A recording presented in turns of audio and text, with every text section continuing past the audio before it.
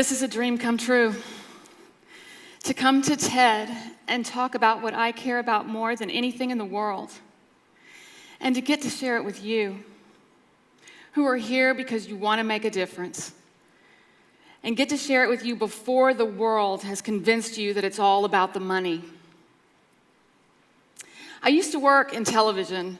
I got a job at a tiny little TV station when I was just out of college here in Austin, and I was very successful. I did really, really well, and I started making a lot of money. And I'd always thought that once I started making money, I would really start to be happier, and the more money that I made, the happier I would get. But it seemed to be working the opposite. The more money I made, the more confused I got. I couldn't understand why I wasn't fulfilled. I had everything that money could buy, but I just wasn't happy. Well, one day a friend and I went to dinner, and we decided that we were going to quit our corporate jobs and take a trip around the world for a year. We went back to her house and spread a world map on the floor and started picking the countries that we wanted to visit. And she wanted to go to India because she'd been sponsoring a little boy there for 4.5 years, and she wanted to go and meet him. And I just said, "Oh, Chris, he's not real. I mean, they give everybody the same picture. I mean, it's a scam." And she said, "No, I really want to go and meet him. I mean, I care about him so much and think about him and pray for him every day." And so I reluctantly agreed. So we started our trip in January of 2000 and started going around the world. And we arrived in India in May. And we end up in this, on the eastern side, one state south of Calcutta, and went to this very rural village and met the little boy that she had been sponsoring in good faith. He was standing there with the first picture she had ever sent. We were shocked. He was getting free school, clean water, and free electricity. I mean, hardly enough to break the cycle of poverty. He was so poor. That night, I went home and wrote in my journal that I had met the poorest people on earth. They lived in a mud hut with a thatched roof. The family all had a room, and the other room was for their cow. I couldn't believe the kind of poverty that I was witnessing. And sadly, I was so wrong. We started doing volunteer work at that village every day. It was 119 degrees. We would be so hot and gritty at the end of the day. All we could dream about was our hotel and our shower. So one day, the guy that was in charge of the organization invited us to his house for dinner. We knew it would be rude not to go, but we didn't want to go because we'd be so hot. So we agreed.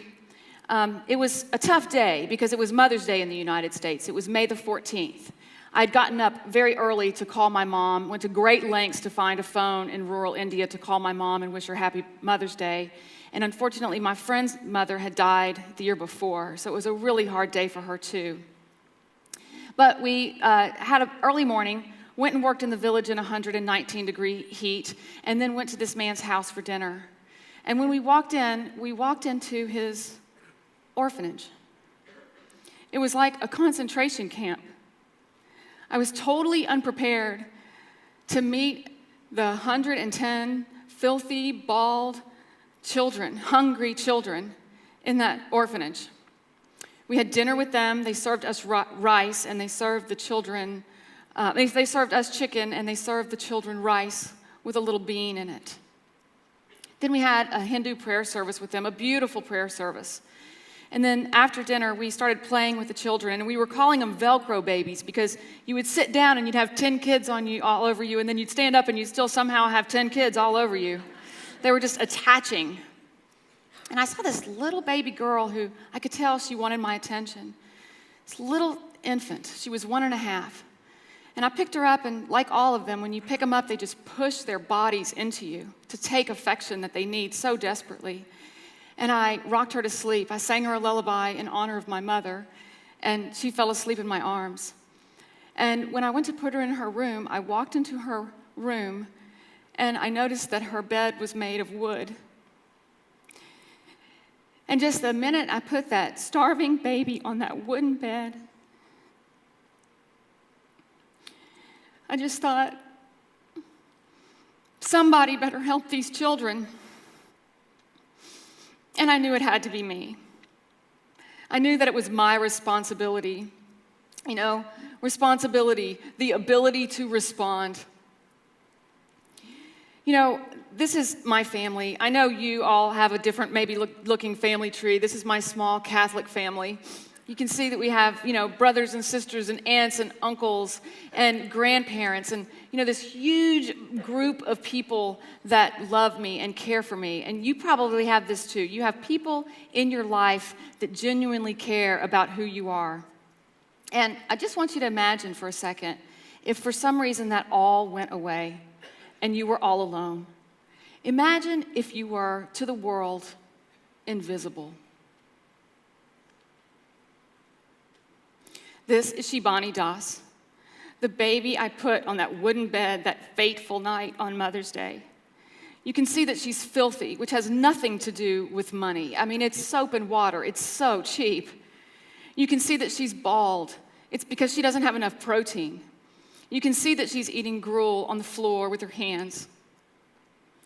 But the other thing that's so interesting about Shibani Das and all of the orphans, the 153 million orphans in the world, that's how many people live in Russia, is that she's beautiful, and she's perfect, and she's a child just like I was. And this is her bedroom. Compare it to your bedroom. The smell in that room could have taken down a grown man. That's mold on the walls. So I knew that I had to do something about this. I knew that it was up to me. And I wanted to make sure, I wish I could have invented a program that every child in the world had a home, but that just wasn't possible. I knew that I had to come up with a way to take care of these children where they are. And so I started the Miracle Foundation. The goal of the Miracle Foundation is to empower orphans to reach their full potential. This is the ideal mission for a parent, that they want their children to reach their full potential. So I wanted to know how to take care of the kids in the orphanages, and I wanted to know how to know if what we were doing was working. So I found the United Nations Convention on the Rights of the Child, written in 1989 by the United Nations and agreed upon by 103 countries around the world. So this very clearly gave me the what of what these kids need and deserve. And they're simple, and you all have the very same rights as every other child in the world. You have the right to a stable, loving, nurturing environment, the right to health care and nutrition, the right to guidance from a caring adult, the right to education, the right to live in conditions of dignity and freedom.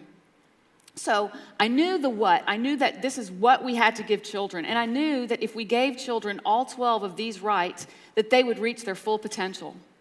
So what we do at the Miracle Foundation is we partner with existing orphanages, and we go in and we not only help them take care of the children, but we also have ways to measure whether they're taking care of the children, and we help fund them. So we go into orphanages and we give them a test.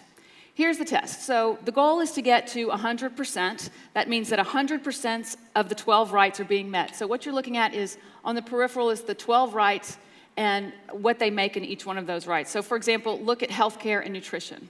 Out of 100 possible points, this orphanage got an 18. That means that their children are underweight. It means that their children are suffering with scurvy and worms and lice and horrible things that you can't even imagine. Look at dignity and freedom. They get at about an 11 in this department. It means their bathrooms are sometimes outside, or even worse.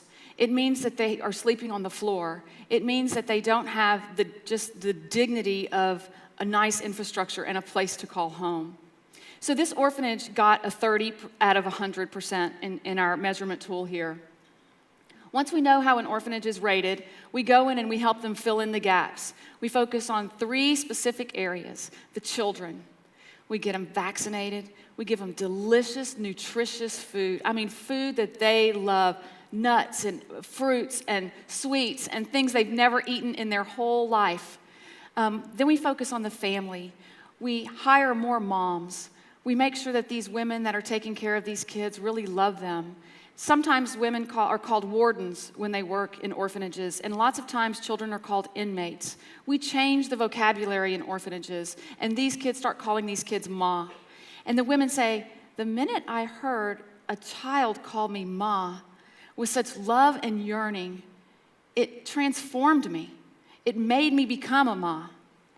Then, of course, we help focus on the operations. A lot of times people are poor because they don't know how to spend money, or no one's giving them any money, so we make sure they have consistent, stable funding. So we focus on these 3 areas, and we just get a transformation in the children. You can see they start to grow hair, they start to love their food, great medical care. We hire social workers so that children have someone to talk to about their life, about their grief. None of them are in there with a good story. And of course, we changed the name from house mothers, from wardens to moms. And we focus on education.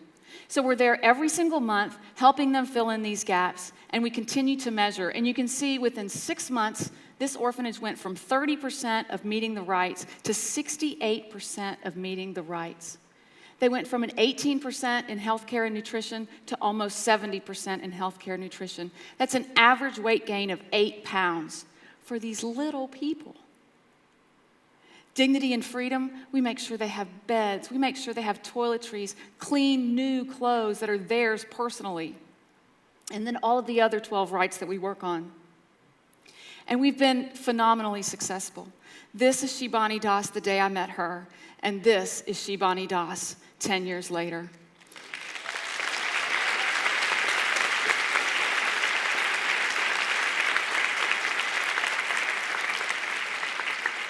We've implemented this formula in 14 orphanages in India. We're talking to the government of the Philippines about rolling it out in their orphanages, and we're partnering with an organization in Egypt to get this replicable formula in other orphanages. And it's just not that hard to do. Look at the bedroom before and the bedroom after.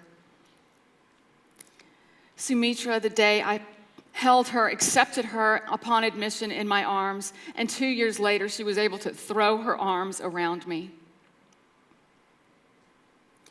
150 years ago, we had slaves in the United States. And I look at my ancestors and I think, are you crazy? You owned people?